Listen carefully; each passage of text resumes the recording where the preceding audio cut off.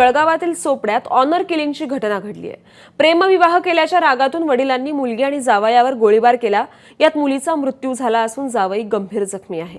किरण मांगले असं वडिलांचं नाव आहे। ते CIPF मधील निवृत्त PSI आहेत। मुलगी जावयासोबत एका लग्नासाठी आल्याचं समजताच किरण मांगले चोपड्यात पोहोचले। लग्नस्थळी त्यांनी आपल्याकडील बंदुकीने गोळ्या झाडल्या। त्यात तृप्तीचा जागीच मृत्यू झालाय, तर जावई गंभीर जखमी झाला। या गोळीबारात आणखी एक महिला जखमी झाली आहे। दरम्यान या घटनेनंतर लोकांनी गोळीबार करणाऱ्या मुलीच्या वडिलांना बेदम मारहाण केल्यानं त्यांची देखील प्रकृती गंभीर आहे। त्यांच्यावर जळगाव जिल्हा रुग्णालयात आता उपचार सुरू आहेत। चोपडा शहरामध्ये एका लग्नाच्या कार्यक्रमामध्ये एका मुलावरती गोळीबार केलेला आहे। जे आरोपी आहे किरण मंगले, त्यालाही देखील म्हणजे ते पब्लिकने पकडून मारहाण केलं होतं। आणि किरण मंगले हा रिटायर्ड PSI म्हणून माहिती पडत आहेत। CRPF मधून रिटायर झालेला आहे आणि त्यांच्याकडे एक लायसन्स वेपन आहे। ते लायसन्स वेपन मधूनच त्यांनी फायर केलं अशा प्रथमदर्शनी माहिती पडत आहे। दरम्यान याचा आढावा घेतलाय आमच्या प्रतिनिधींनी, आपण पाहूया।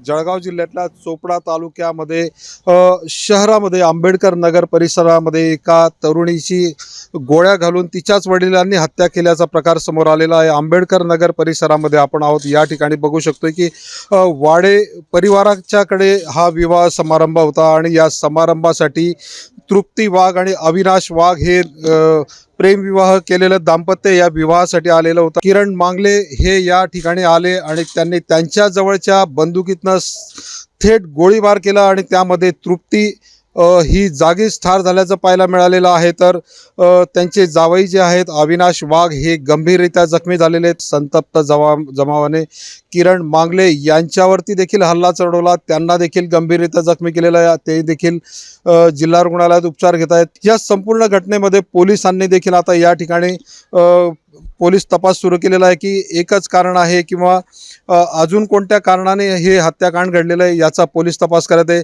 नातेवाईकांच्या दृष्टीने देखील हा चिंतेचा विषय आहे, कारण गणेश वाडे यांच्या परिवारामध्ये आज त्यांच्या मुलाचा विवाह होणार होता आणि या विवाहासाठीच हे दाम्पत्य आलेलं होतं आणि आज हा विवाहाच्या मंडपामध्ये आपण बघू शकतोय की कशा पद्धतीने शोककळा या ठिकाणी पसरलेली आहे। संपूर्ण नातेवाईक हे विखुरले गेलेले आहेत। 5-2-4 नातेवाईक जवळ बसलेले आहेत, मात्र ते सुद्धा बोलण्याच्या मनस्थितीमध्ये नाही। अतिशय धक्का प्रत्येकाला बसल्याचं आपल्याला पाहायला मिळतं आहे आणि अतिशय ही गंभीर घटना आहे। परिवाराच्या पुढे आता हा विवाह कसा साजरा करायचा असा प्रश्न पडल्याचं आपल्याला पाहायला मिळतं आहे। चंद्रशेखर नेवे, ABP माझा, जळगाव। दरम्यान ज्यांच्या मुलाच्या विवाह प्रसंगी ही घटना घडली त्या गणेश वाढे आणि शेजाऱ्यांनी काय प्रतिक्रिया दिली आपण पाहूया। आता ते लक्षच नाही ना दादा, अचानकच कुठून आले काय आले ते लक्षच नाही। काही बाबा जेवण वगैरे काहीच नाही, सर्व हे होऊन गेलं। फक्त मंडप आहे बाबा, खरं संडास वगैरे सारा वाया गेला। त्या इस्माने या ठिकाणी गोळीबार केला व एक महिला जागेवर ती मृत पावली।